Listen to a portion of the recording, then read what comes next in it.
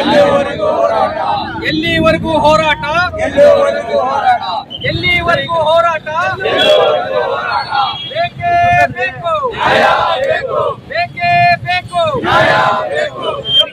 संघर्ष करो हम तुम्हारे साथ हैं जब्बार साहब संघर्ष करो हम तुम्हारे साथ हैं जब्बार साहब संघर्ष करो हम तुम्हारे साथ हैं ಪಕ್ಷದಿಂದ ಅವರಿಗೆ ಪ್ರೈಮರಿ ಮೆಂಬರ್ಶಿಪ್ ಇಂದ ವಜಾ ಮಾಡಿದ್ದಾರೆ ಅಂತ ಹೇಳಿ ಬೇರೆ ಏನು ಟರ್ಮ್ಸ್ ಅಂಡ್ ಕಂಡೀಷನ್ ಹಾಕಿಲ್ಲ.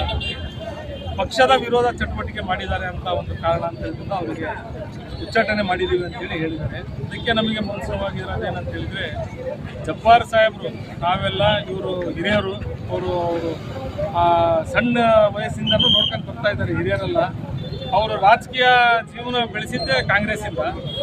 ಟಿಲ್ ಟುಡೇ ಇವತ್ತಿನವರೆಗೂ ಅವ್ರದ್ದು ಯಾವುದೇ ಥರದ ಕಪ್ಪು ಚುಕ್ಕೆ ಇಲ್ಲದಂಗೆ ಅವರು ಪಕ್ಷದಲ್ಲಿ ಇಲ್ಲಿವರೆಗೂ ಕೆಲಸ ಮಾಡ್ಕೊಂಡು ಬಂದಿರ್ತಾರೆ.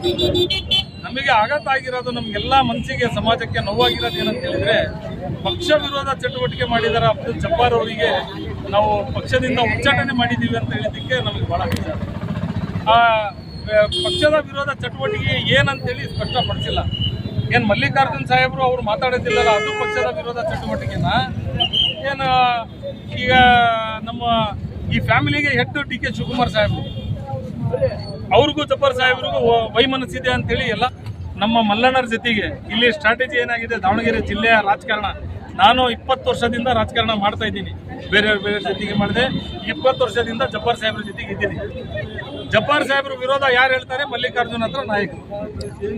ಇದು ವಾಸ್ತವಾಂಶ. ದಾವಣಗೆರೆ ಜಬ್ಬಾರ್ ಸಾಹೇಬ್ರ ವಿರೋಧ ಹೇಳಬೇಕು, ಅವರು ಅಲ್ಲಿ ಬೆಳೆ ಬೇಯಿಸ್ಕೊಂತಾರೆ ಅಷ್ಟೇ. ಬೇರೆ ಬೇರೆ ಬೇರೆ ಏನು ರಾಜಕೀಯ ಇಲ್ಲ ಇಲ್ಲಿ.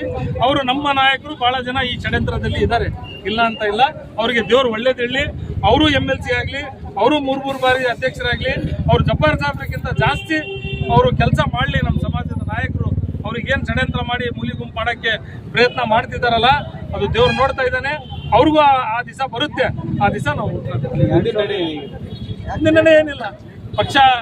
ಪಕ್ಷ ನಿರ್ಧಾರ ಏನಿದೆ, ಪಕ್ಷದ ನಿರ್ಧಾರ ಇವತ್ತು ಟರ್ಮ್ಸ್ ಅಂಡ್ ಕಂಡೀಷನ್ ಹಾಕಲಿದ್ದಂಗೆ ಕೊಟ್ಟಿದ್ದಾರೆ. ನಾವು ರಾಜಕೀಯವಾಗಿ ನಮ್ಮ ಇನ್ನೂ ನಾಯಕರು ಜಬ್ಬಾರ್ ಸಾಹೇಬರು ಬಂದಿಲ್ಲ, ಅವ್ರಿಗೆ ಮಾತಾಡ್ತೀವಿ. ಸಾಯಂಕಾಲ ಜಮೀರ್ ಸಾಹೇಬ್ರಿಗೆ ಮಾತಾಡ್ತೀವಿ, ನಮ್ಮ ರಾಜ್ಯ ನಾಯಕರಿಗೆ ಎಲ್ಲರಿಗೂ ಮಾತಾಡಿ ಅವ್ರು ಏನು ನಿಲುವು ತಗೊಳ್ತಾರೆ ನಾವು ಪಕ್ಷದ ಜೊತೆಗಿರ್ತೀವಿ. 100% 2028ಕ್ಕೆ